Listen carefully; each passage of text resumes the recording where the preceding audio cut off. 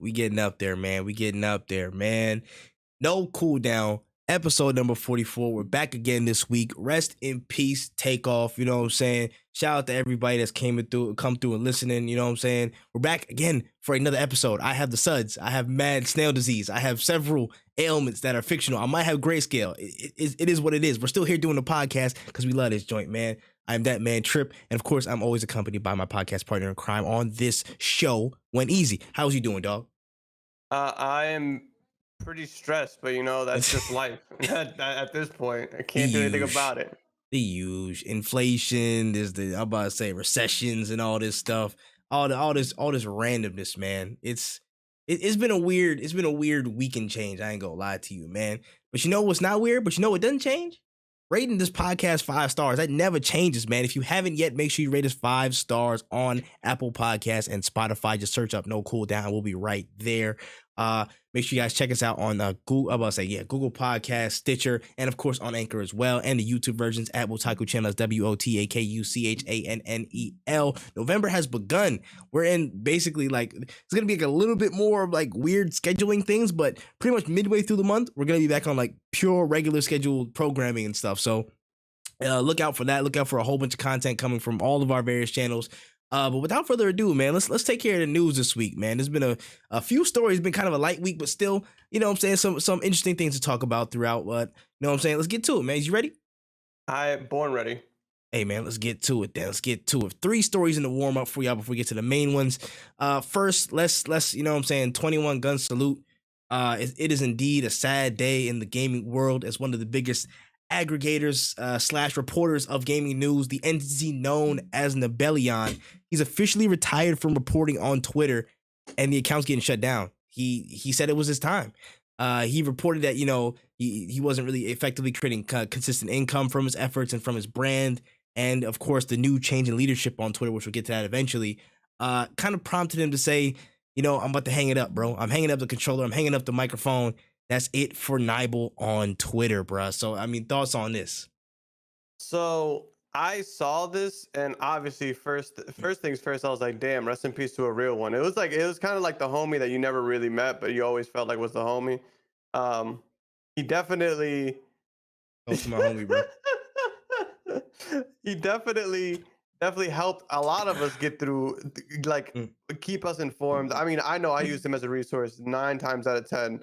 You're gonna have to clean that up later. But he definitely was he was a great source of information. He almost every article or every post that I saw them make, it was just facts. It was never anything you never really saw bias in any kind of way. It was super refreshing. It was just yo, here's the information you need, and go on about your day. You didn't have to click on a link. You didn't have to go through ads, all that stuff. He was just yo, here's the information, go for it. But it also kind of shot him in the foot because there's a reason that there's ads on things like IGN and GameSpot. There's a reason that you have to go click on these links to get more information, is because that's how they generate their revenue. Yeah. I wish there was a way that we could have supported him. I think he was honestly just on the wrong platform. But Twitter worked well for his kind of style, but it doesn't work well for a livelihood. Not many people can make a living off of Twitter. I don't even know many people who do make a living off of just solely Twitter. Nice.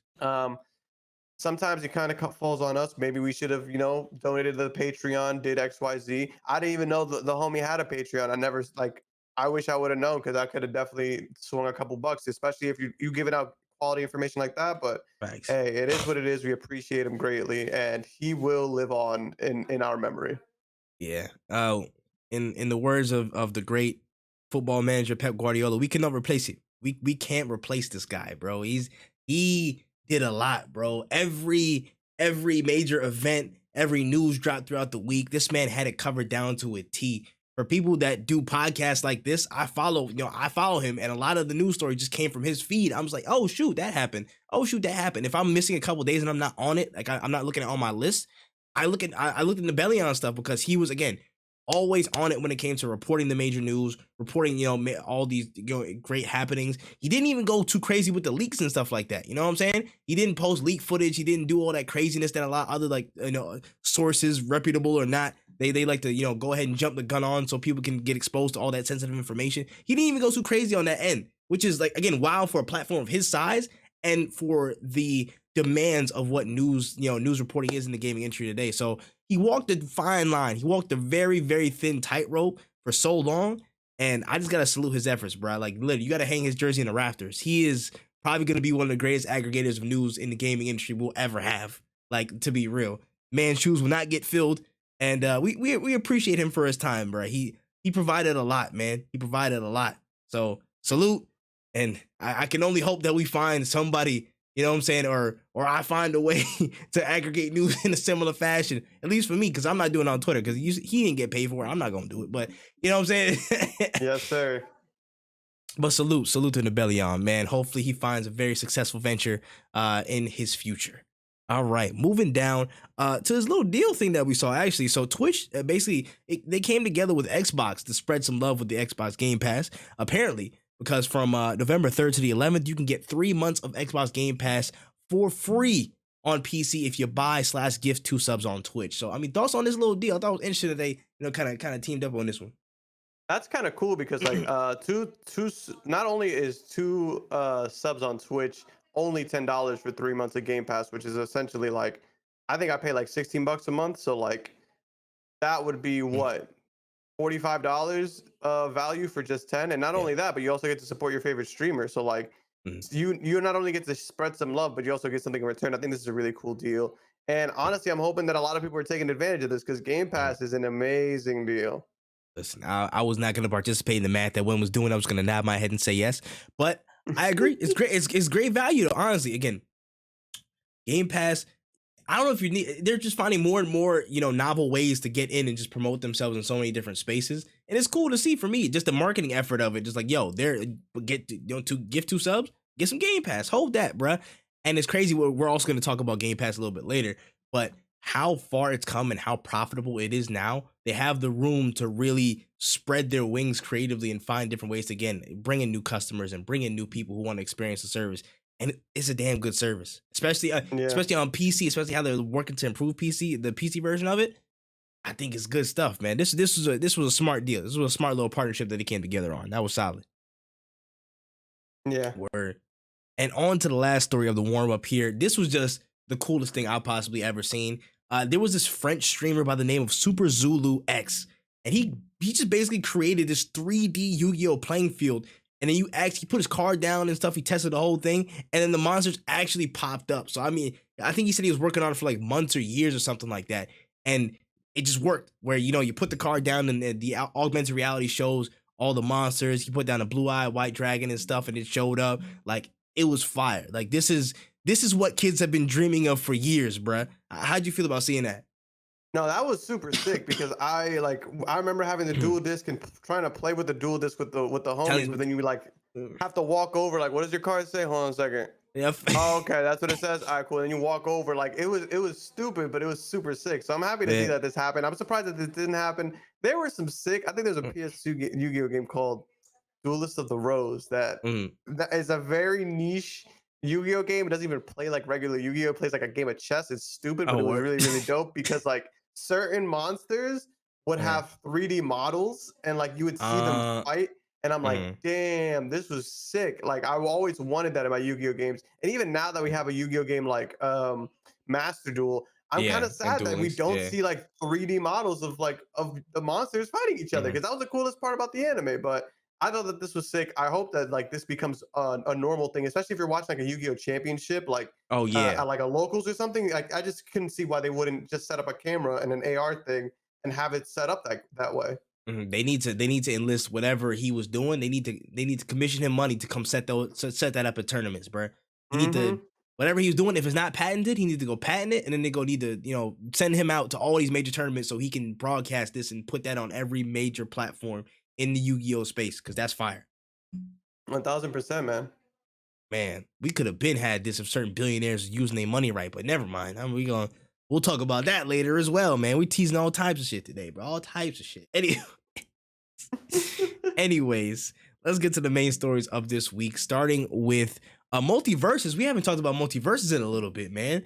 So this week they were back in the headlines as Black Adam made his official debut within the fighting game roster.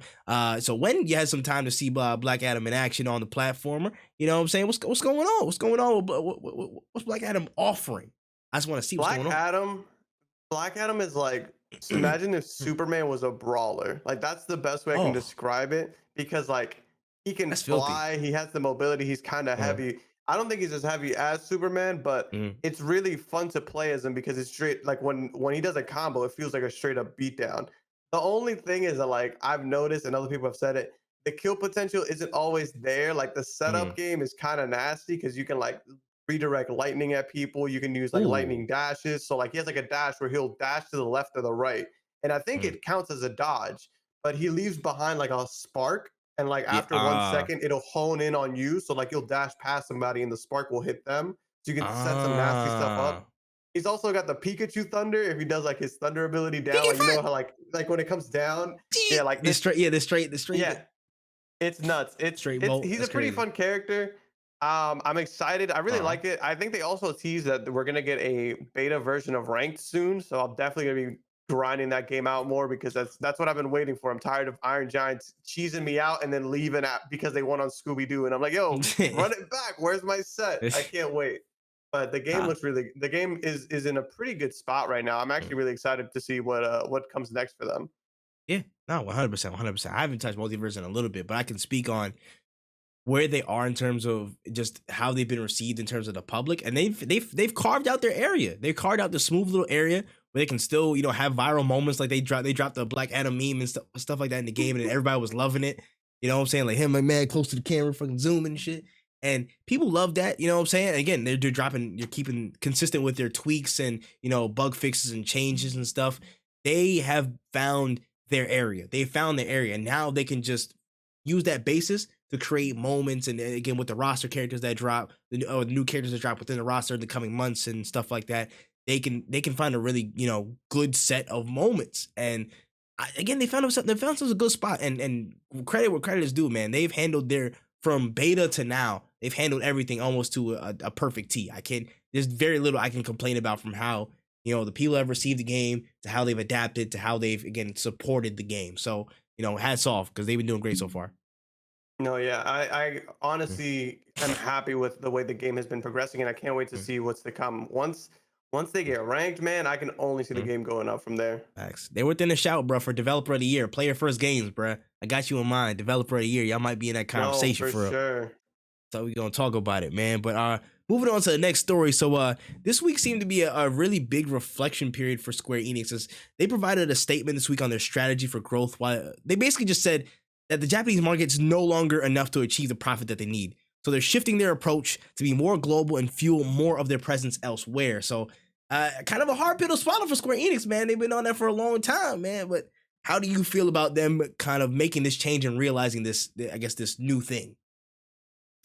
I feel like Square Enix had some bangers, no? Like I feel like they They had some really did. good West Coast. No, wait, I think I They might be thinking of did. Capcom. They have had some really No, good bangers they like did previously, but they sold half of them joints off. They had Deus Ex, they had Tomb Raider, sold. They had a few more, and then they just sold them. They just sold them, or they didn't support them as much. They didn't. They made Hitman though, right? I think that was a division of them, yeah. Because I think Hitman was owned by Square Enix actually. But I could At be one wrong point. though. But At Square one point, Enix it had might a have. lot of Yeah, had a lot of Montreal had yeah, them for a little bit, yeah. and I think before it went to IO. Yeah, go ahead. they didn't make Bayonetta, right? That's not them. That's Nah, Bandai or nothing or no, something. That's Plat. That's That's Plat, right? That's Plat. Yeah, it is. I think Platinum made it. But they're not owned by those are the developers. They're not owned by no, it was Platinum and Nintendo. Okay. Yeah, Nintendo published it. yeah. That's just Plat Nintendo. Yeah. Okay. I'm just trying to think because like there's so many games that I feel like are Square Enix games, but end up not being Square Enix games. Like I know Devil May Cry is Capcom. Vanquish was Platinum, but I don't think was Vanquish? Was Vanquish that was Plat. Square Enix? Vanquish was. I don't know if it was I know published they by. developed it, but who published is my Oh question. shoot. Publisher Sega. Sega did it. Say Sega yeah, it was published it. Sega. Yeah. Because I think Square Enix I was about to publishes say. things too. Yeah. Life is Strange. They got the Life is Strange joint. God. Hey, That's I'm their just mark saying. on the American Hey, market. you just want me to name some stuff off. You wanted me to name some stuff off, bro. That's what I'm doing. All right. That's funny. Oh But shoot. yeah, I think it's a good idea. I think they just needed to be dedicated to it, really. Like that's Mhm. just really what it comes down to. Is like you can say we want to like branch out and expand past Japan, which is an amazing idea. Near, they made Near. That's why I keep thinking that Near Near was a great game. Wow. And they Guardians of got the the Dragon Quest Galaxy. games. Guardians of the Ooh, oh, Galaxy they was did make the Eidos. Guardians of the Galaxy. It was Eidos Montreal, and then them publishing. I don't know. They might have a good. They might have a good foothold. I think they just need to learn how. They need to like either convert some of their franchises to American, like Mm-hmm. either like not convert Dragon Quest to be American, Or just but trying to make a either westernized themes or something like that. Just more westernize more of the IPs. yeah, if they would want to use some of their existing IPs, Mm-hmm. but I feel like with the leaps they've been taking in some of their branching out, I think that there's a market for some of this stuff. Like Nah, the Life 100%. is Strange. If you would have showed me Life is Strange and told me like 10 years ago that that was Square Enix, I'm like, why did they make this? Or even Near. Like I'm like Near looks like a Bayonetta game. Near looks like a Facts. Capcom game. Mm-hmm. Um, so it's interesting that they're trying to move into the Western market. I don't think it's a bad idea whatsoever. Like get your money. Obviously, Kingdom Hearts is super loved over here. Um, but they just need to like they need to put their all into it. Like they need to put their backbone into those franchises. The way like Sega's put their backbone into Like a Dragon, and like it's seen so much life and so much growth now because they're like backing it. You need to treat it like that if you want it to succeed. Especially if you're Yeah. not making a competitive shooter that everybody that's free to play with Mm. millions of microtransactions. If you're not making something like that, you got to really put your love into it. Yep, 100%. And I feel like that's their strategy was. I mean, I feel like again they knew in their head they wanted to make this move, or before they even stated it publicly, they were going to do it because of Forspoken. They wanted to really get up on that early because of how Mm, Forspoken shaping up. It's again more westernized character, the MC, at least what I'm saying, like from New York. What I'm saying, all that type of stuff like that. The narrative, a lot of characters, kind of just English and voice naturally. So it wasn't Japanese primarily, and it just adapted over.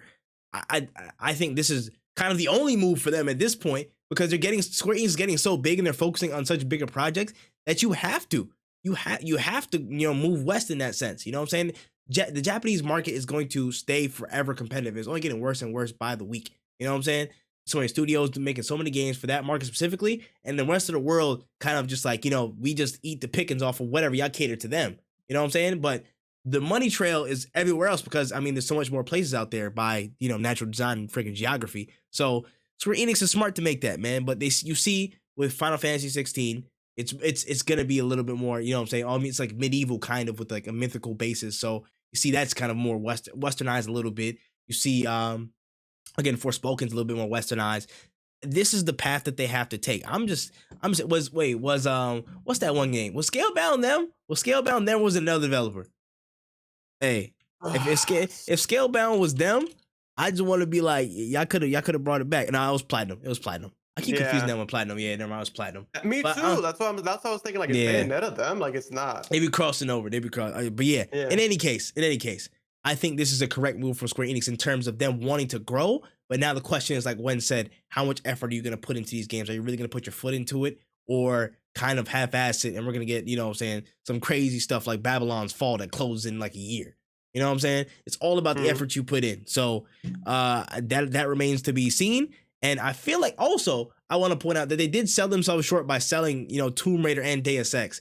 Literally two powerhouse westernized franchises that y'all just sold off to an Embracer Group because y'all was like, I mean, I guess we don't need them no more.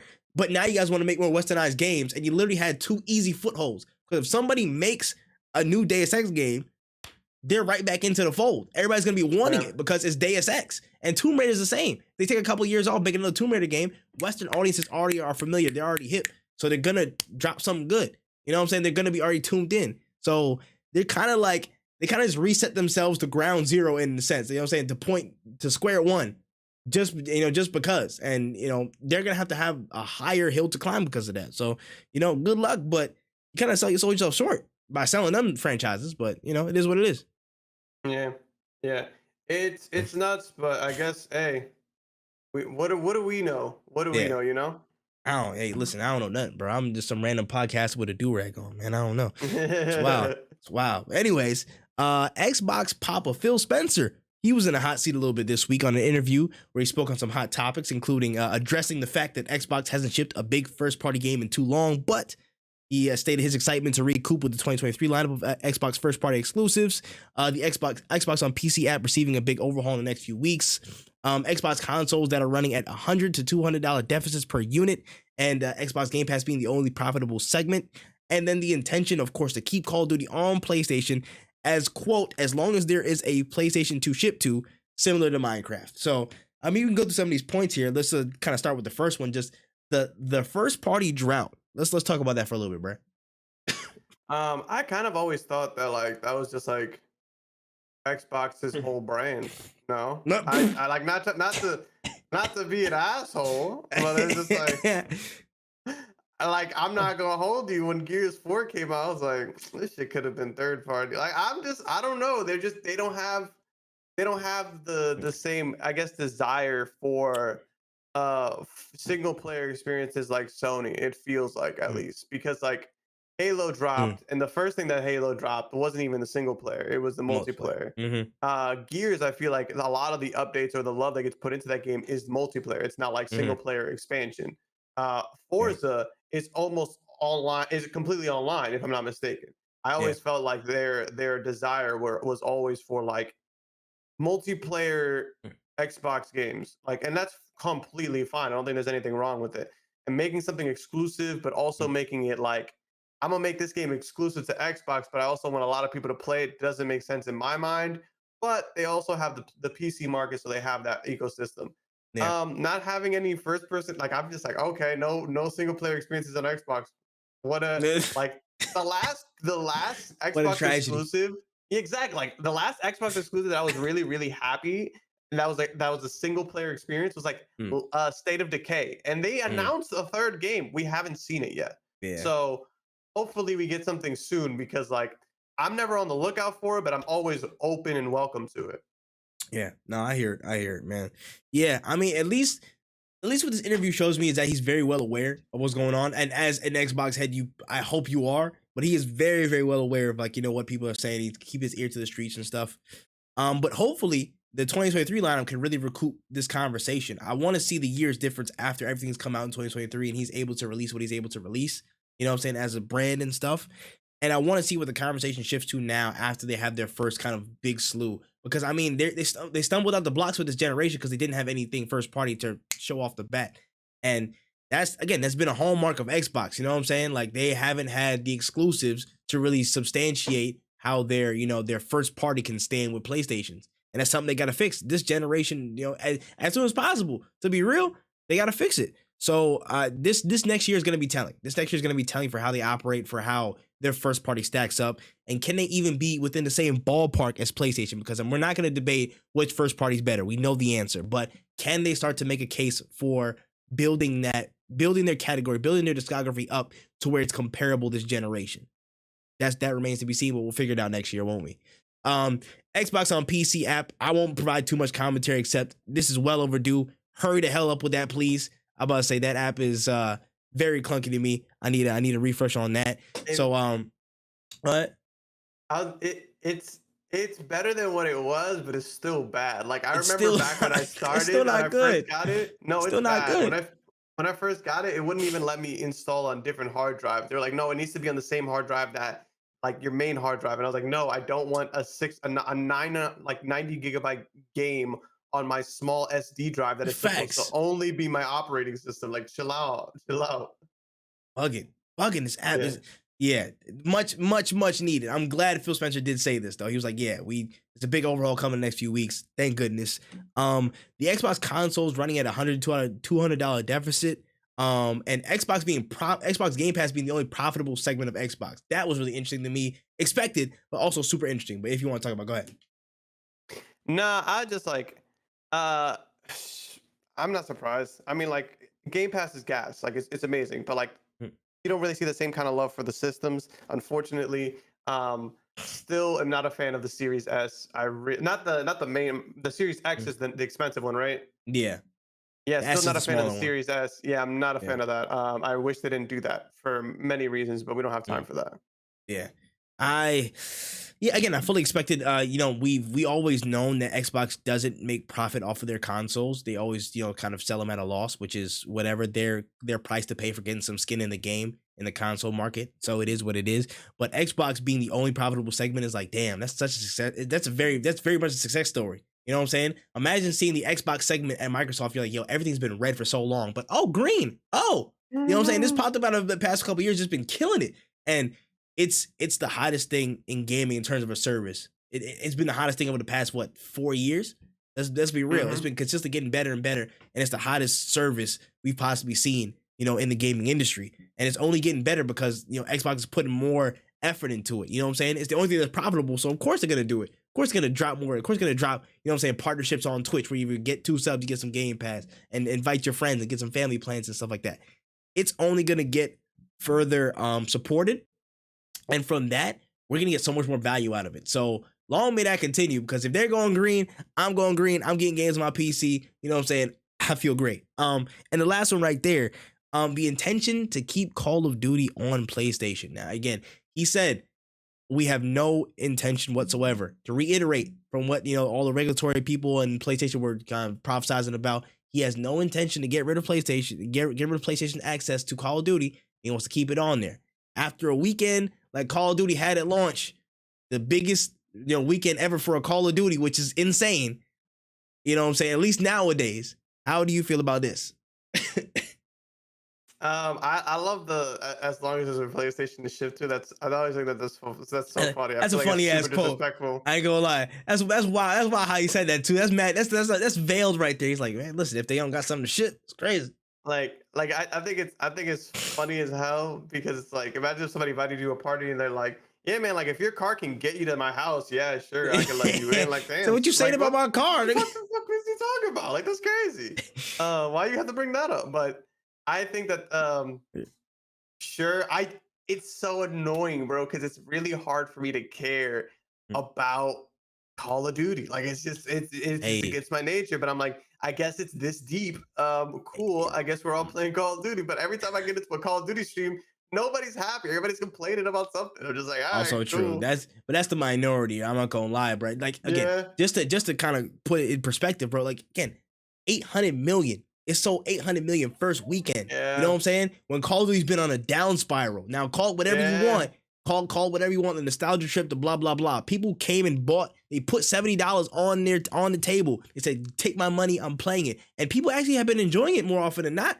From what I see, aside the small little circle of content creator complainers, they just bitch and moan about every little thing that happens in Call of Duty because it's like against their ability to make clips and feeds and whatnot. Outside of that, people have been enjoying it. So to me, no matter how crazy Call of Duty gets slandered, it's still going to be a big piece of the pie in terms of game sales, because every year it comes out, it's going to make a significant amount of money. And, that's something that people can't give up. As Xbox, as Phil Spencer, if I get Activision, why would I be such a dumbass to cut off literally like 30% of my entire, that $800 million weekend, that opening weekend? I would cut off like 30% of that because oh yeah, I don't want to put it on PlayStation. That's literally stupid. It doesn't make sense. That's the most reverse, that's the most opposite business wise move you could ever make. Cut off your supply when the demand is so high. Why would you do that? That makes no sense. So the debate from the beginning of how, he'll take it away on PlayStation, he'll force people to get Xbox, it's stupid to me, because how can you guarantee people go and get an Xbox because of that? There's too many variables in between, people buying Xbox and getting rid of Call of Duty, or, or abandoning PlayStation for Xbox and the brand loyalty. There's too many variables, too many question marks to actually, to feasibly say, listen, we'll just cut off PlayStation. That is what it is. Why don't you just have it everywhere like you do everything else? And again, he said he put it in plain English. He was like, just like Minecraft's on everything else, we're gonna have it on everything else, and we're gonna reap the benefits. We're getting money, so why would we stop that? Yeah, it doesn't make sense. I don't think they would ever do it. And I to this day, I don't think it's that big of a deal. But hey, what do I know? I definitely do not care much for Call of Duty. But yeah, I just find it funny. I just find it funny though. I ain't gonna lie. I saw another report today that you can turn off crossplay on PlayStation, but you can't turn it off on Xbox and PC. which is funny. Again, they want Mm. parity across everywhere else if it goes to Xbox, but then PlayStation's like adding on all these extra different features and things like that. And I was like, so what do you want? You just want dominance, bro.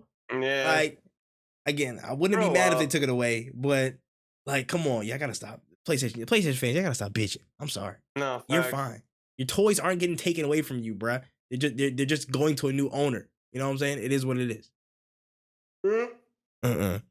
Anyways, we got a new look at the dystopian sci-fi FPS game Atomic Heart with a whole lot of action gameplay sequences. I think we spoke on it like a few months ago, actually, when it got first revealed. And now we have a fresh look on it, man. Looks a little bit sharper, you know what I'm saying? A little bit smoother. How do you feel about the latest look of Atomic Heart? It's definitely still a game that's on my radar. I really am just not trying to. It's so many games that are on my radar that it's almost impossible to get them all. But it definitely looks really, really good. It being on Game Pass, easy claps, and it's definitely in February. What a beautiful month to pick. You know, like Telling you, people are realizing like, hey, maybe we shouldn't put everything back to back. You know what's hilarious? Like I know that this isn't about this. This game looks great. But like Sonic Frontiers comes out November 8th, and I think God of War comes out November 9th. Like why why are we doing this? Like why are we doing this? I would have bought both games, but I definitely am not I buying would, Sonic right now. yeah. I'm sorry, Sonic. I ain't gonna lie. You were doing all the right things at one point. You're doing all the right things, and I saw that date, and I was like, okay, Bro, you, what, you know what I'm saying? One of you guys have got to go. You know what I'm saying? what's wrong with y'all? Like I just want to Facts. walk into the Sega office. It's like, what's wrong with y'all? Facts. Like at some point, people have to be privy. You know what I'm saying? To like awareness. People got to be aware, bro. So listen, say prime example. Drake dropped his album on a certain day out of nowhere, right? You know what I'm saying? Hey Boogie, he moved his whole album by like a month. He was on Twitter like, yeah, I had to move my album, bro. Drake was dropping. I couldn't do that. I'm not stupid. Don't be stupid. Don't drop it when Drake's coming through. God of War Ragnarok's on the 9th. Why would you drop it the day before?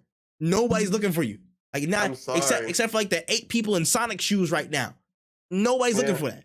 So everybody's pulling that extra shift on the 8th so they can take off on the 9th. Like they're not playing your game. I'm sorry. Like they're working through the night of your release. release. They're working through the night of your release, bro. That is very poor time. Very poor time. Oh my gosh, it's crazy. But Atomic Heart looks good. Atomic Heart looks actually really good. It looks honestly. really good. It looks really good. It looked way sharper from the first time we saw it, 100%. And I'm very interested to see how some of the plot things go. I'm liking it. I'm liking it. Honestly. Yeah, same. I'm definitely gonna give it a try. 100%. Moving on to the next story here. PlayStation actually gave us the full rollout for the PSVR2 headset as it is officially set to launch in February 22nd, 2023 for $549 US, with about 11 games being set for the platform so far. It's set to drop early next year. But how are we feeling? How are we feeling about PSVR2? Dog. Is the VR head? I know I'm not looking at this. Right? The VR headset is not more expensive than the console, right? Like I'm crazy. Like, is the VR2 like I don't need a PS5 to play? Like I could play it on just the headset? I don't know. I honestly don't know. There's a lot of questions I have. Like, can I play without the console? Can I play it on my PC? Can I use it like on a PC? Like I'm assuming the answer is no because it's PlayStation.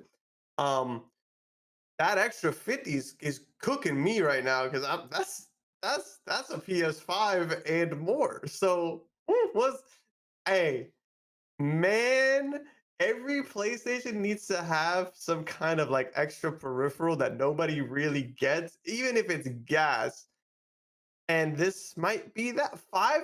That's imagine if you got this and a PS5. You just spent $1,000. You guys will just get a nice PC and call it a day. Facts. Like I just don't see the purpose in all of this. Nah, that's crazy. I for one am not looking out for this. You got 11 games and one of them's Astro's Playhouse. Get the fuck out of here. Get away from me. Good. Vamoose, like if you would have sold it please. as a headset, like just as like this is a headset made by PlayStation that you can use on PC and shit like that, I'd buy it. That would be a way better selling point because now I can use something for my PC and my PS5.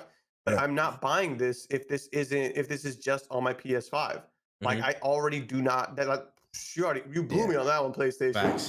Facts. There's literally like 80 other things. This is I can do Oculus, whatever. I can do like there's other technology I can apply across the board. Why am I have to be bottlenecked into your technology? You know what I'm saying? Yeah. For $549. For $549. Does this hold battery like the PS5 controllers do? Because I'm gonna play like half a game and then I'm gonna have to recharge it. Like It's done. it's not. I You don't gonna know. be you gonna be PlayStation. plugged into the wall playing like this. You know what I'm saying? Like, why? You chilling like this the whole time, bro. Why are we doing this? Like, why? This is why they bought Activision. This is why Activision is off the board for y'all. It's because y'all trying to make headsets happen. Focus. We need some focus. You need to lock the fuck in before I tweak out PlayStation. Lock in. Oh my gosh, bro. Very, very, very disgruntled. I'm not buying this shit, bro. It's too expensive right now. Give it like 6 years, and then maybe we'll reconsider it. But it's not ready yet. VR stuff ain't gonna pop off like y'all think it is. I know you're trying to get ahead of the market, but it's not there yet. It's not there yet. No.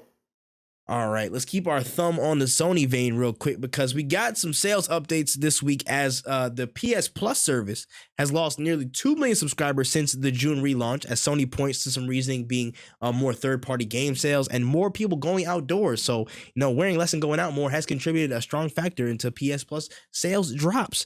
But on the other end of things, it was also reported that Sony has had its highest performing quarter ever for subscription revenue, going up 21% year on year in the PS Plus segment. So, I mean, is it a sign to be worried, or, are things going exactly according to plan for them? I don't think it's the people going outside, Chief. I don't think that's what happened. I don't think people saw the relaunch and were like, whoa, they're changing the tiers, even though the same tier that they've always been using is still there. And they were like, whoa, they're changing the tiers. I'ma cancel it and go outside. I think people just are not subscribing anymore, bro, because there's not much to subscribe for. I think we need to look at the bigger picture here, Sony. Let's not beat around the bush.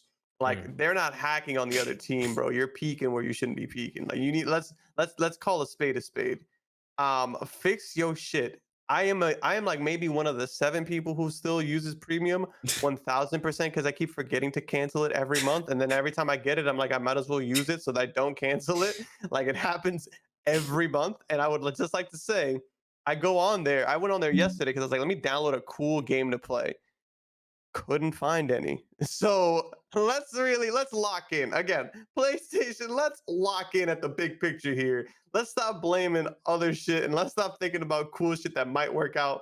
Let's focus on the video games and the video game services. Let's just figure that out first, because it seems like we've lost our way somewhere. Let's rein it in. Let's pull it back in, guys. Let's go back to square one. You know what I'm saying? Let's bring it in. I will say this. On one hand, I think that the subscription plans are going exactly how they would have wanted, because I mean, there's a common rule in business called 80-20 rule, and that could be applied to a lot of different sections, where it's like, 20% of your business, I guess, like population or whatever, your business clients, they make 80% of your revenue. So having those loyal, dedicated people are, they're driving because they're going to be in the higher tiers. They're going to pay more for your service. They're more loyal to you, blah, blah, blah. So they produce 80% of your revenue, 80-20 rule, blah, blah, blah, that shit. Cool. I think that's a plus for Sony, because they have a very loyal brand. They have very loyal gamers. They have a very loyal fan base. So they're going to use that, more times than not. But I feel like a lagging factor that will play more of an influencing, I guess, role in the years to come is the fact that you lost 2 million subscribers. You know what I'm saying? The fact that they were just kind of held stagnant before that move, before you started making tiers, and then, they looked at the tiers and they weren't really interested, even though it was the same service that they were getting beforehand. It's just the fact that you've provided this, this paywall before the higher tiers and stuff like that, and people don't see the value in it, or they just don't care enough. You know what I'm saying? You didn't give them enough of a reason to care enough about the higher tiers of subscription or staying on a certain level of it to be considered. You know what I'm saying? And I feel like that's going to play a factor down the line. They have to substantiate the value of it beyond the loyalists. This is the thing.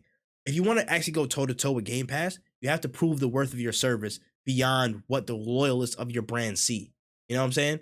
You have to really establish why should I care that you have the service here? I don't want to play Stray. You know what I'm saying? I don't want to just play Stray day one. You know what I'm saying? That you gave me Stray day one. What a Ragnarok. Oh, I'm not getting that until next year? Word, that's crazy. I'm getting this Xbox exclusive day one, that one day one, this one day one, that one the next week. Now they're providing so much value up front. why, as a casual looking to buy a console, why would I buy a PlayStation service when they're holding out on me when I can go to Xbox and they're giving me so much value right when I press the button to buy? So for the fact that they gained 21% year-on-year growth in the PlayStation Plus segment, good on them. You know what I'm saying? They captured the amount of loyal fans that want to pay for their service long term and experience their old catalog. Cool. But I think they need to be more concerned about those people that they lost and how they're presenting themselves in terms of the value they bring in their service, bro. Because right now, again, we can say it. You don't got the game substantiate that high of a price. I'm gonna keep it a buck with you, bro. You're not doing it. You have such a deep ass catalog in the past. Games that are coming out right now, first party that you can put on there that you're not doing. And if you don't put the value up front, if you don't put your money where your mouth is, put the value where your mouth is, you'll get popped. You'll get popped. Xbox gonna keep whooping that ass in this area. That's just me. It's gonna keep happening if you guys don't, fork up the value. Oh, you're muted. Yep, I own Game Pass and I own PlayStation Premium. The difference is $5. PlayStation being the more expensive one, and the difference in games is night and day. Xbox has way more to offer, and I know that they've been doing it more, so they obviously have a bigger catalog. Doing it longer, but like even things like, for example, EA Play is connected with Game Pass, so there's a lot of games on EA Play that you can play on Game Pass. One thing that's not on PlayStation has Ubisoft, but it's not even all the Ubisoft games. Like Far Cry 6 should be on the PlayStation Premium right now. Like there's no reason Far Cry 6 shouldn't be on that, but it isn't. Every new Ubisoft game, if you want to have this connected with the Ubisoft thing, every Ubisoft game should be on that, because there's no point at this point to have a couple. Like it's more money for less stuff. And honestly, I'm not surprised why people didn't keep it. Like I promise you, once I get my life in order, that subscription will be canceled quite soon. Listen, man. Oh, you put your money where your mouth is. Get out. That's all I gotta say on that. And this was a late edition. I just wanted to put this in there, baby. But as part of the Mario Rabbids DLC season pass, Ubisoft gave us a teaser on what's to come, and in the third installment of the pass, we got to look at Rayman. He's making an entrance late 2023, man. My question that I wrote down in notes is thoughts on this when specifically. This was just for when. How do you feel?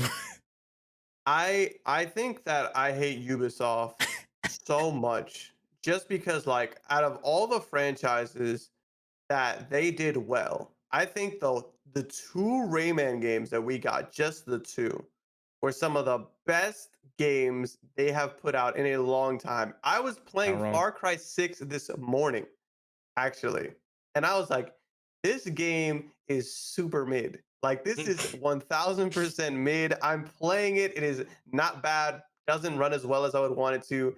Doesn't have really, like, a lot of it is just like, I'm playing it, I'm like, wow, this game did not improve from Far Cry 3 to Far Cry 6. It's been 10 years between those two games releasing, and we have not moved that much forward.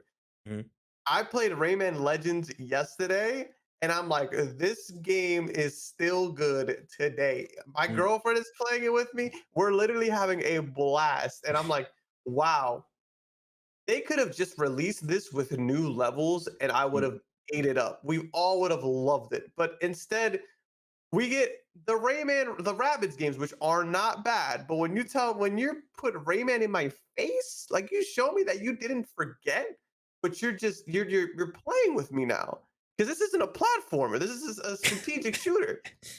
Ubisoft, I wish nothing but the worst for you, and I've already wished nothing for the worst for you. So now I wish nothing but the worst for you squared. Like, I just don't want you guys to feel happy ever times two. Like, you guys are pissing me off. That's all we came for, folks. That's a wrap. I don't even need to say no more words, man. That's perfect. That's perfect right there, man. Anyways, moving on to the trailer trove, the section where we talk about more watchable media. We only got 2 stories on this week. But first, we got news that the Sausage Party, that adult-themed food movie, is coming back for an 8-episode sequel series on Amazon Prime Video. It was confirmed by Seth Rogen and, of course, a couple of different news sources this week. How are we feeling about this? You know, man, Seth Rogen is carrying Amazon This man Prime getting Video. money. This man getting money on there. this man brought the boys to them, and then they were like, "Yo, you want to keep making stuff?" He's like, sure," and then did that laugh, and that's it. Like, it's funny. I haven't seen all the way through Sausage Party. I feel like I haven't been cooked enough to really enjoy the quality. My Yeah. friend who loves animated like Disney movies and stuff watched the whole thing. Good lord. She did not know what it was about, and it was hilarious when she told me I watched Sausage Party, and I was like, Ooh. "Oh no, what?" And she was like, "But I have to finish it." And I was like, "Why did you?" It was hilarious. It was literally like, I I knew what the movie was about, and I'm like, I can't believe people are like upset when the movie came out. People were upset. They're like, kids might watch it, or people who don't want to see it might watch it. I'm like, that's not gonna happen, and then it did, and it was hilarious. There it is. There it is. The unintended audiences, man. That's the best part. Mwah. Chef's kiss. Chef's kiss. But I don't care. It might be funny. It might not. I don't know. We'll figure it out. I was like, yeah, you know, I'll support what Seth Rogen does. Shout out Seth Rogen, man. Seth Rogen actually making a killing out here. Respect. But otherwise, I'm not looking for no damn fruits, veggies, and meats. You know what I'm saying? Getting it down, doing it nasty for 8 episodes. I'm not particularly looking for it, but it might be funny. So who knows? Yeah, for sure. Shoulder shrug. Anyways, on to the last story of the trailer trove. It feels like a coin has been tossed through my heart this week as Henry Cavill officially announced his departure from the Witcher series on Netflix and will no longer play Geralt. Now, there's been a lot of reports and previous points about the news suggesting that creative differences might have played a factor alongside his upcoming schedule and DC projects might be as well. But nonetheless, with his departure, Netflix has recast Geralt as Liam Hemsworth will now take the role and lead on from season 4 in the star role as The Witcher. So how do you feel about this? I think I might have made this joke already, but like if in the show at the beginning of the season, like we see Geralt and they're like, "You're not Geralt, you don't look like him." If he doesn't say something along the lines of like, "I was hunting a witch and she hit me with like the spell of recast" or something like that, like I think that would be the perfect way to segue, like, oh, a new casting of this guy. Yaskier would totally say some shit like that. Yaskier would you know totally what say I'm some. saying? Like Yeah. I think that's the best way about going about it. Mm. As for the Witcher franchise, it's funny. I've only seen season 1. I was planning on watching season 2, but I wanted to read the books first. But then I found out that they don't really give a fuck about the books, so maybe I don't even need to read the books first.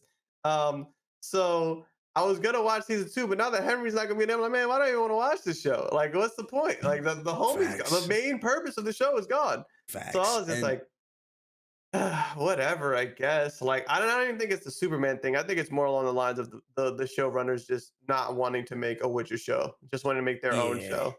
Yeah, and I'm just like,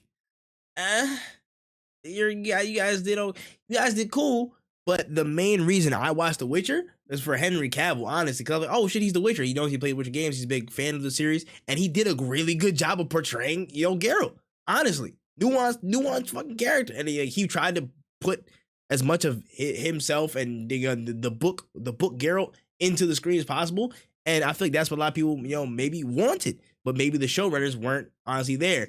And again, it doesn't really help when, again, you have all these reports saying the showrunners of The Witcher didn't read the books and he didn't care for the books. And then now the one director who was there and left, he was like, yeah, and now a requirement, you have to read the source material before you even step into the writer's room, which is, when you put all these facts together in the can, you're like, yo, this is a tall can of, this is some bullshit here. This is crazy. So basically, I'm just kind of done with The Witcher now. My main reasoning for watching it was done. You know what I'm saying? The last vestige of keeping this joint connected to any of the books in the series whatsoever is gone. So I don't have any more incentive to be there. And Liam Hemsworth in there, I might watch the first episode just to see how it is, man. Because I need a good laugh. I need a good laugh, bro. I need Thor brother saying some Thor quotes. I need him to say some Thor quotes, bro. It's just nuts. Like I'm just sitting here and I'm just thinking to myself, like, well, I could just read the books now at my own speed, because that was the only thing that was really pushing me to read the books so that I could catch up to the show. But I'm just kind of like, all right, well, and it's like the same reason I never watched the second season of the Get Down, because like I watched the first season and then they canceled the show, and I was like, well, what's even the point? The worst thing anybody could have done ever in existence. Especially when you cancel the show, and of course the show isn't canceled, but to me basically is. Especially when you make such a big decision before the show is actually finished, like before they're given the notice, like, yo, this will be the last season of Henry Cavill, so use him to the best of your ability. Like when you do it between seasons, You got to a kills. patch job. I'm Yeah, good. I don't know, man. it kills so much. It kills so much momentum, honestly, to keep it a buck. But yeah. We hardly knew ye. I will toss a coin in your memory. Thank you, Henry Carroll, for your service. But I mean, he's doing DC shit. He's back at Superman. So honestly, soul for a soul, I'll be all right. Yeah. I'll be okay in the long run. We got Superman back. It's pretty gas. So I'm like, maybe it didn't all bad. It didn't all bad. You know what I mean? I'll give up one series for another. It's fine. But anyways, let's talk about probably the biggest story from this week. I guess the dreaded moment has come. Elon Musk is running the show on Twitter now, y'all. And it feels like we're moving like 1,000 miles per hour as changes are just being reported on. Listen, oh boy, a lot of things are changing out in this bitch. So we've heard a couple of things so far with a whole bunch of different wholesale changes and teams and, the teams being dissolved and him being the sole director of whatever and stuff. We heard about a lot of different things. We've heard about Twitter verification badges now going to cost $8 a month coming soon. We've heard about potential content paywalls for select user videos on the app, paid DMs, and so much more. So, I mean, with Elon Musk now at the helm, how do you feel about Twitter? Twitter is going to be super fucking dead in a little bit. I'm not going to lie to you. Man, it's just, I haven't seen one good thing that Elon Musk has made. And this is like including Tesla, because like now that we have TikTok and people are like going viral, like you see so much more information now because it's not really like any kind of algorithm. Things just kind of blow up. I now know Tesla suck. I know the motherfucker didn't make PayPal. I know the motherfucker doesn't do a lot of shit. He just kind of owns this shit. Yeah. And the fact that like he's super hands-on with, well, at least seems to be super hands-on with Twitter, this shit's gonna suck big time because like one, ain't nobody paying $8 to be verified. I've been seeing a lot of information about this. $8 a month, bro. $8 a month to be verified. On top of all that, they were Elon, I think, tweeted out something along the lines of like, this will create a new stream of revenue for Twitter, which will help which will help pay its creators. Which like, if you're paying me, like people on Twitch don't pay to be on Twitch. They don't pay to be partner. They generate revenue by getting subs and things like that. Why would it be like, imagine you gave me a $20 paycheck for my viral tweet, and then you're like, I'm gonna need $8 back though, so that you can stay verified. So like, what? That doesn't make sense. You're not paying nobody, Elon. You didn't become a billionaire paying people their right wages. Let's spit facts here. Let's keep it tall. Like, come on now. And then the fact is like, yeah, I wanna pay my creators. I want to treat them right. And then you told people that like the implementations of all these things on Twitter, you gave them a week to do it or they would be fired. You think that guy wants to pay you a fair wage for? Yeah, okay, suck my dick, bro. I might have to like start the Facebook back up. I might have to dust that bad boy out. Like all these services suck now, dude. Catch me on the Reddit forums, I guess, bro. I'm dead. Nigga, we about to be streaming on Omegle to random people at a time. Bro, we're be on Friendster. Facts. We taking it back to Tumblr, bro. They announced NSFW stuff back this week, so we here. I'm about to say we running it back. what I'll say about Twitter is listen, so from what I've heard, apparently he's incurring some debt to take on Twitter. He's got to like basically he's trying to make Twitter profitable. So literally it's clear as day. He's trying to make pay streams and pay avenues so Twitter can be profitable and he can have some retention on his app where people stay and create content and do all this other bullshit. He's messing with a very thin and finite ecosystem, a very sensitive ecosystem that will definitely break if he implements even one thing that's like kind of off the wall crazy. $8 a month to keep your identity basically for verified people so they can let you know who's who. $8. You know how hell will break loose on so many different fronts. Troll accounts, spam accounts, sports reporting accounts, game reporting accounts. Anybody who's verified as their own person, they're all screwed. Official what's it called official company accounts, any official company account. Somebody can have WenEazy with like a slightly shifted S, you know what I'm saying? They can be verified too, and nobody's gonna notice it off the eye. People can get scanned left, right, and center. You're inviting a lot of BS on with $8 a month. That's kind of crazy. But the fact of them trying to monetize it, it is what it is. I don't know what the impact of it is going to be, but I'm just telling you, this is not a good sign. Him moving how he's moving, trying to get people fired, dissolve teams, trying to get stuff implemented within a week. This is a slippery slope to the bottom of the barrel of apps. Twitter has somehow made it through periods of the worst like fuckery known to man. You know what I'm saying? And they've somehow still survived up to this point. And Elon Musk could just he could wipe it all out in like a week with this type of stuff, man. So I think might be some dark days ahead for Twitter, man. I might have to really look into some apps, man. We gotta get the WhatsApp group, man. Yo, Clubhouse, we back on. Clubhouse, we back on. It's just nuts because it's the Twitter worked because Twitter was so different from every social media. I can't even say like the Kanye tweet, like the Kanye thing where it's like, I like some of the Elon Musk because there's nothing Elon Musk has done that I like. Listen, like I don't like any of the Elon Musk things. Just cut straight to the second half of it. cut to the half of it. What does he know? Like, come on now. He just uses it. Not well either. Like he does like if you give him a brand new account, give him a brand new account and let him try to troll people the way he trolls people on his regular account, bro. He's getting cooked, bro. He's getting dragged. It's because he has like these little. He's getting dragged right now. He getting dragged right now. You know what I'm saying? He's still getting dragged. And he be thinking he be cooking. Like, bro, no, it's the same 17 dudes with like 100 accounts each piping you up. You're getting cooked, my boy. Bro, money doesn't change you. It only amplifies who you are.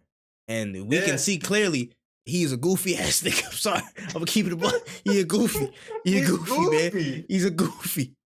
Let's keep it tall, man. And it's not boding well for Twitter, bro. It's not boding well for Twitter, man. It's tough days. I'm about to just start texting people my thoughts. That's what I'm gonna start. I'm gonna text everybody in my contacts. Just like the SMS message to all friends and recent players. This joint on Twitter was crazy. Like that's exactly how I'm gonna start treating things. I'm gonna have to block Charles because if he does the same thing, I'm gonna be getting horny tweets. I'm gonna be like, yo, what you texted me, bro? Oh man. Oh snap. That's crazy. That's crazy. All right, man. Moving on to the next story. The rumor mill is at it again, folks, with some thoughts that Eidos Montreal are at work in early development on the next Deus Ex game. Now, this comes alongside the news that Eidos Montreal is at work on a brand new IP and also in partnership with Xbox over developing some titles in the future, like the next Fable game. So, I mean, thoughts on Deus Ex coming back around, man? Shut this shit down, bro. Just shut it down. Don't you bring Deus Ex back when this shit sucked. I swear to God, I don't think it's going to, but I love Deus Ex. That's the fear. That's the fear talking. I agree. I feel like Hawkeye in Endgame, where it's like, don't you do this? Don't give me hope. Don't give me hope. I mean, it's cool. The only issues I ever had with the Deus Ex games is I felt like they gave you all this cool robot shit, but they gave you like 3 batteries to do it, and like you can't even like recharge the bat. Like that just sucked so much to me because I'm like, bro, I want to punch through all the walls. What do you mean I can only do it 3 times during this mission? But I think that it'll be a good game. I hope to see more Deus Ex games, honestly. I just don't want to see it come out whack. But if we come out mid, like if you give me a mid Deus Ex game, you get at least a sequel with me. Like if that shit is mid, I'll try out the sequel too. I'll see what happens. I ain't gonna lie, a mid Deus Ex game beating somebody's best. I'll keep it a buck with you. Deus Ex is a very underrated series in totality. Super good. Very underrated. So listen, I'm just saying, as long as they can map out the timing, because apparently they're working with Xbox, they got a whole new IP on the way. If you can work on the timing and make sure y'all give enough love and TLC to this series, you know what I'm saying, to Deus Ex, because it deserves it. It deserves the limelight. It's been overshadowed for far too long. If we gonna keep it a buck, it's been I'm about to say, what was it? Mankind Divided. It was overshadowed like hella. I ain't gonna lie. People in passing like years later was coming back to it. They was like, oh yeah, this joint crazy. Like they're just now figuring it out. Like Deus Ex needs a proper rollout from, again, the TLC in development and production all the way down to the marketing to really make this a huge game. And Deus Ex, I think, always pushed the limits, of whatever generation it was in, at least, technically, graphically, whatever you want to say. And this should be no different. This should be one of those things is like almost like, again, that in Crisis level, which is like pushing the envelope in terms of like fidelity and what you want, whatever you want to deliver in terms of the experience. So if y'all make a Deus Ex, take your damn time, please. Thank you. I'll ask. All right. Moving on to some content hardware news. Elgato today literally just revealed the world's first 4K 60 webcam, aka the Facecam Pro, coming with a boatload of features and cinematic effects. Has pretty much the largest lens ever put into a webcam in history. True 4K 60, a camera hub, and Stream Deck compatibility. Thoughts on the 4K 60?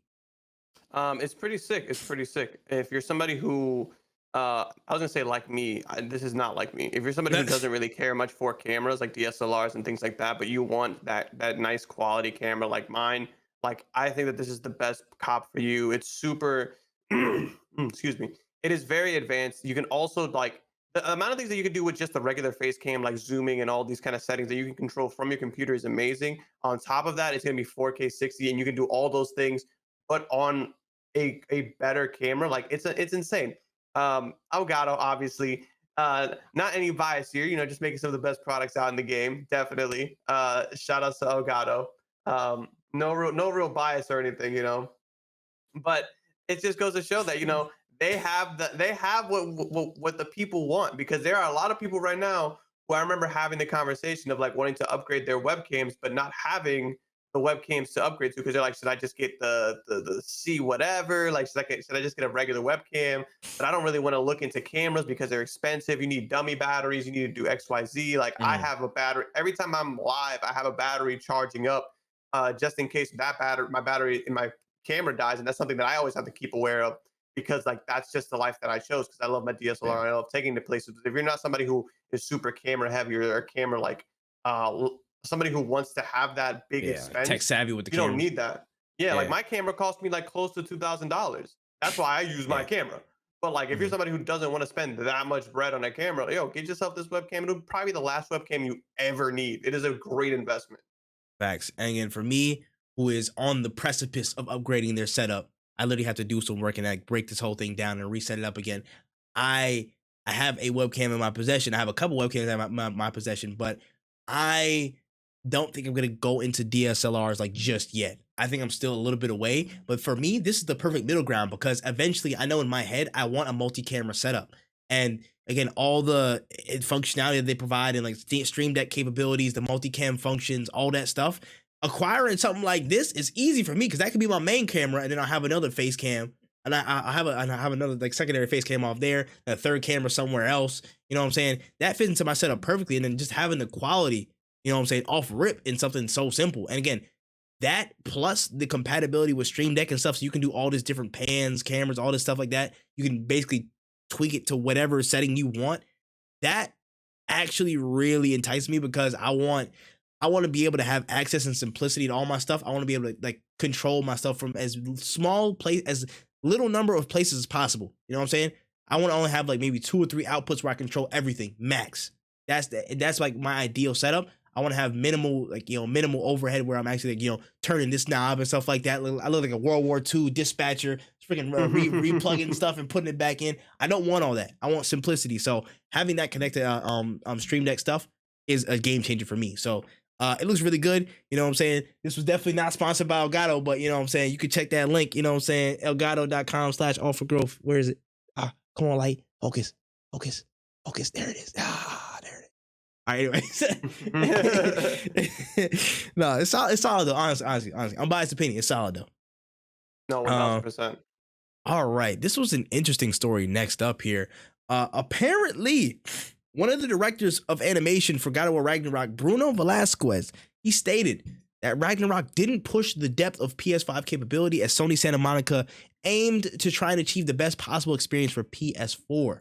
So a little bit of a holdback in essence. How do you feel about that? So let me I just want to confirm something. Is Ragnarok going to be on the PS4? Yes. Okay. Yeah, that sucks. And it's not even like I understand a lot of people are like, whoa. I still own a PS4. I don't have a PS5. I get it. And I really think that if the PlayStation 5 had a better release, or the Xbox Series X had a better release, we would be in a better position. Yeah, like me and you personally, like this is I'm talking to the peons who still own PS4. No, I'm kidding. No, but like if you didn't get your hands on a PS5, cry about it. No, but seriously, if you didn't get your hands on a PS5, it sucks, because like it was a horrible release. Like, but global pandemic, like what can you really do about that? So the issue is that the reason that it's annoying because it's not just the PS4's fault either. Because I think there was an interview or a tweet by one of the heads of Rocksteady or one of the old heads of Rocksteady Mhm. um, that said that PlayStation, that one of the consoles that was holding back the next gen of consoles isn't current gen, but it's the Xbox Series S. Mhm. And the reason for that is because the Xbox Series S is a weaker Xbox Yeah. that you still can play all the new games on, and that's how it was marketed. So I remember when they were stating that certain games they can't do everything they want in certain games because you can't release on the Xbox Series X without also releasing on the S, and that is Mhm. the problem. So they have to dumb certain things down. And if you're making something for an Xbox and PlayStation, you're not going to make a separate PlayStation version that's better. You're just going to create the same thing for both and copy and paste it over, make sure that it works Mhm. on the S, and maybe throw it on the PS4 if you really want to. That's Mhm. kind of the problem, is that we have these older generations holding us back, and it wouldn't be an issue if like they release separate versions, but they don't. They make one version that works on all of them because that is the Mhm. easiest way of doing it. It's the most money conscious. And eventually they're going to release God of War Ragnarok, the definitive edition, and it's going Yeah. to have the higher res. It's only going to be on PS5. And then we're going to be like, whoa, this is how we should have played the game. But we didn't because they released it, the cornier version first so that we would buy it twice. Yeah. Yeah. It's an unfortunate cycle that we're in. Again, there's so many different I guess pitfalls to where the console generations ended up in the first 2 years, of course, with COVID happening and stuff, all this, logistics, supply chain, blah, blah, blah, this, that, and the third. But speaking outside of that, it still sucks that we're being held back by previous console generations. I'm gonna keep it a buck. We need to set like an actual we need to set an actual time lapse. Given all constraints are solved, given all constraints, given the supply chain is there, given everything's there, and it's not like a crazy global disaster, we need to have an actual time period of when old consoles really need to stop being catered to. Is it like halfway through the cycle? Is it 4 years? Is it 3 years? Is it 2 years? Is it 1 year? We got to find out. For me, the sooner the better. The sooner the better, bro. Get rid of it. If you're gonna be if that's gonna stand in the way from an elite, you know what I'm saying, next gen, like really truly next gen performance, get rid of it. But I know that's not how business works. It is what it is. Just my heart dreaming. You know what I'm saying? A lot of people still have PS4, so you still have to cater to that. Just know you guys are gonna have a really tough time when it sounds like a JetBlue flight is taking off in your back room. You know what I'm saying? Yeah. Y'all have a great time with that. All I'm saying is, get your money up, not your funny up, baby. Man, that's funny up. Man. Ah, that's all I got though. I'm comfy right here. I'm comfy right here. It's nice. Nice. But yeah, nah. I mean, it is what it is. But it's honestly, it's tough. It's tough. Mm-hmm.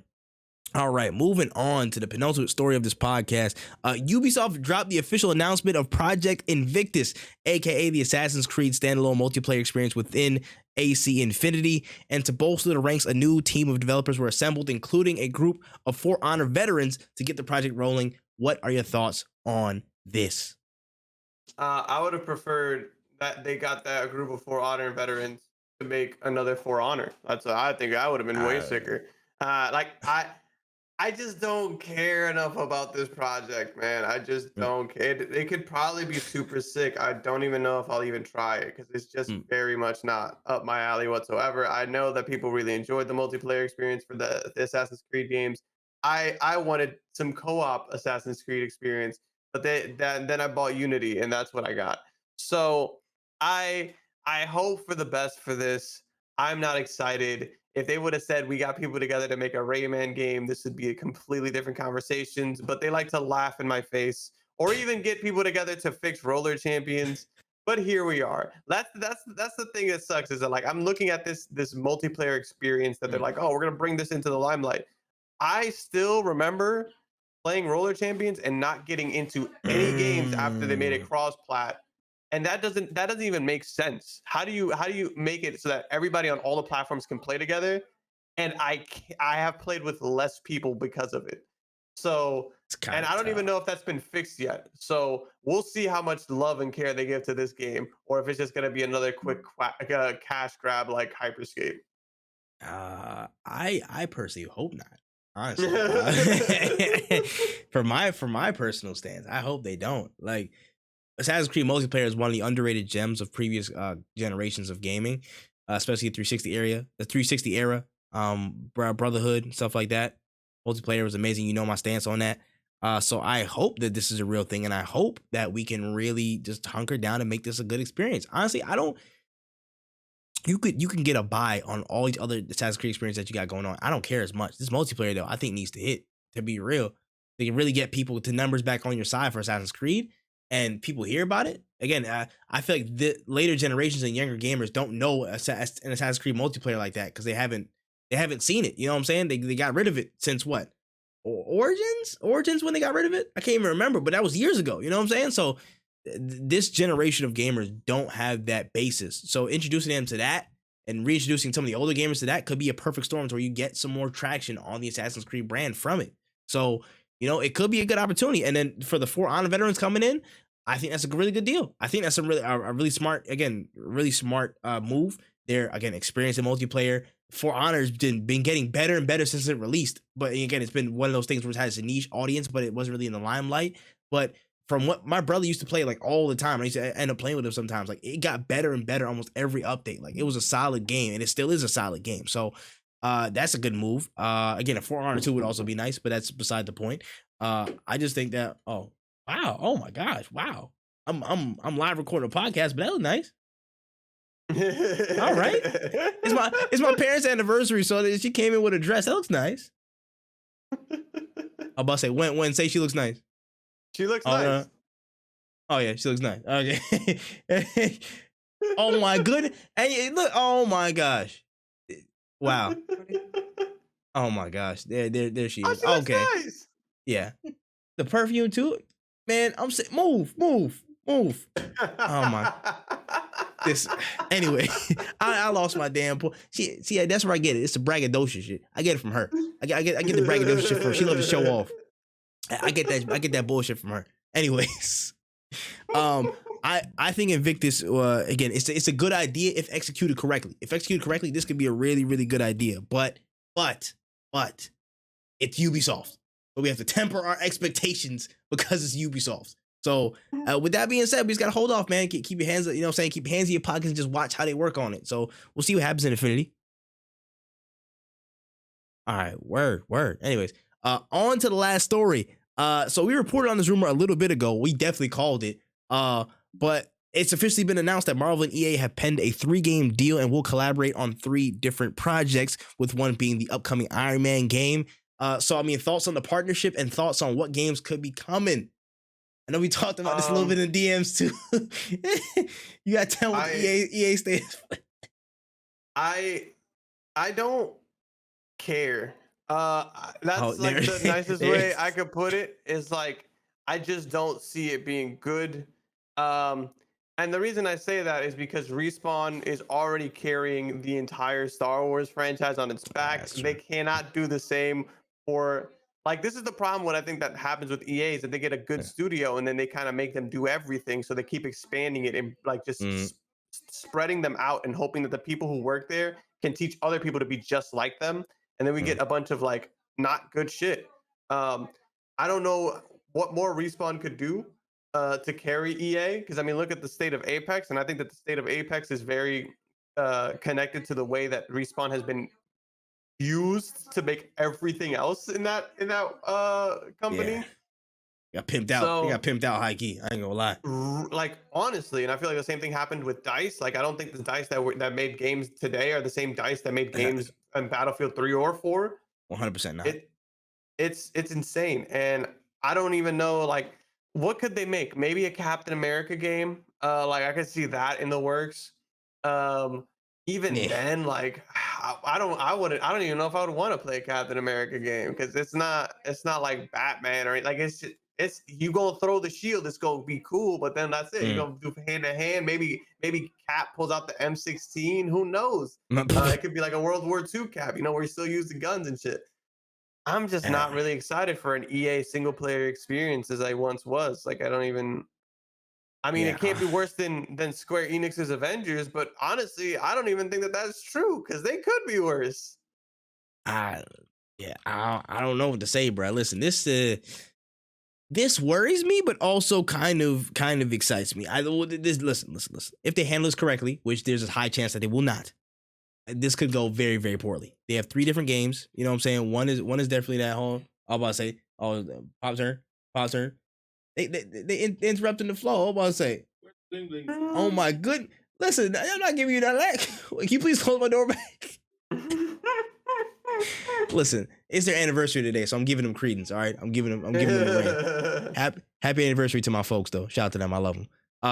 What's it called? EA. Okay, EA literally have a fine line that they have to run. Iron Man game, there could be some potential there.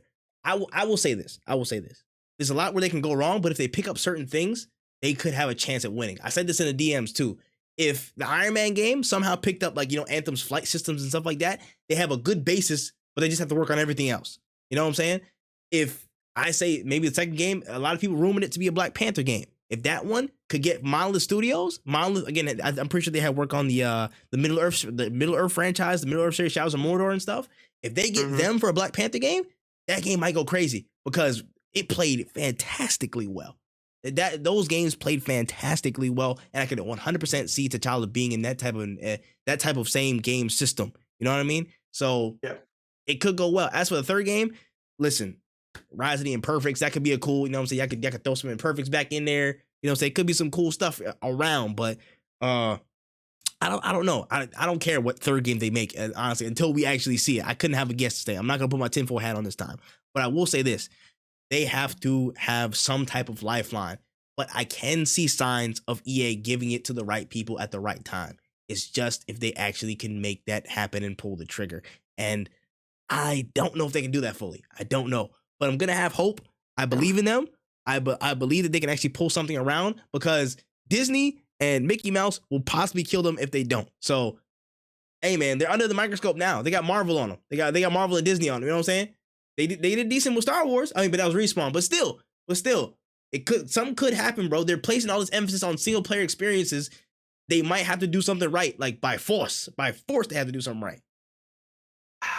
Yeah, I'm like looking for people. I'm like looking for games that they could possibly make. A thought popped into my head. I was like, what if they did Marvel Ultimate Alliance, right? Like, what if they did a 4th installment? But the people who did the 3rd one, yeah, that one was published by that one was published by Nintendo, which is the reason. But I was like, maybe the other ones were published. Like the second one was published by Activision. It's kind of jumped around a little bit. I was like, maybe they could do some Ultimate Alliance, something similar to Ultimate Alliance. But even the people who made the 3rd one, that was developed by Team Ninja, which is Koei Tecmo. Wait, doesn't EA have a relationship with Koei Tecmo? I feel like they do. Didn't they do like a Hunter game that's coming out soon? Oh yeah, Wild Hearts. I think that was the one. Hey, this might be a bit of a stretch. Some would say a big leap. But if they make Marvel Ultimate Alliance 4, hey, you heard it here first. That's all I'm gonna say. I'm not saying I got all the answers, but I'm saying they are cool with Koei. They did make the last one. I don't know. And you know what's crazy? That was developed by Team Ninja. I think, does EA not own Team Ninja now? Or am I wrong? That's Xbox. I think Xbox owns Team Ninja. Yeah. I think Xbox owns Team Ninja. But Team Ninja's Koei Tecmo, right? Okay, that's their parent company. Does EA own? Hold on a second. Does Microsoft own? This is live research, baby. The power of Google. No, the power of Google. Live research. Hold on. Do they own Team Ninja? And officially announced Team no, Ninja Theory. They don't own Team Ninja Theory, right. Ninja Theory. If they own Team Ninja, they're like, listen. Yeah, EA has partnership with Microsoft. Microsoft owns Team Ninja. Team Ninja made Marvel Ultimate Alliance. We didn't have to leave that far. Okay. We overshot it. That was a little bit too far.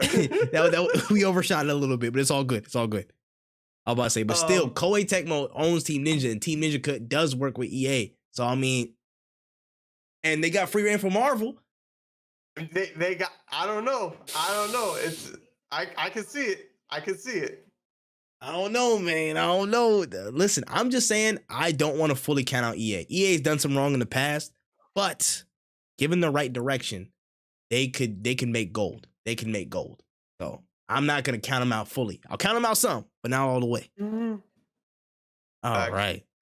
Word. But that's all we got on the podcast notes for the week, man. It was a pretty light episode. We got some topics out of there, man. It's been a different week, man. It's been a different week. But anything that we might have missed, anything that we might have not have covered? Not that I can think of as of right now, no. Yeah, no. For me, I also saw some of the castings for like that what's it called? The Agatha Covenant Chaos stuff. I saw Aubrey Plaza just got cast in there. Aubrey Plaza is fantastic. Don't let anybody ever tell you different. Aside from that, yeah, we chilling, bro. We chilling. Anime dropping and stuff like that. I need to go catch up on a bunch of shows, like still. But we here. Oh yeah, trailer. Oh my goodness, Vinland Saga season 2. Ooh, 2023. Ooh. I'm super close to finishing that anime. So I'm gonna finish that and then I'm gonna watch it. But I'm like super close to finishing it. Ooh, when I tell you right now, that show was fantastic. And when you finish it, call me. But Vinland Saga season 2, you see the look on my face with no eye Daredevil vibes. This is fantastic news. Fantastic. I need it now. It looks good. It looks good. One thing, I don't know if I think we might have said this, but like it definitely snuck up on me. I just realized that Midnight Suns comes out in December. Oh my gosh, does it? Yeah, like see, so so maybe we didn't cover it on here because like I was driving past GameStop and they said it was dropping on the 9th of December. Oh so, damn. Like, yeah.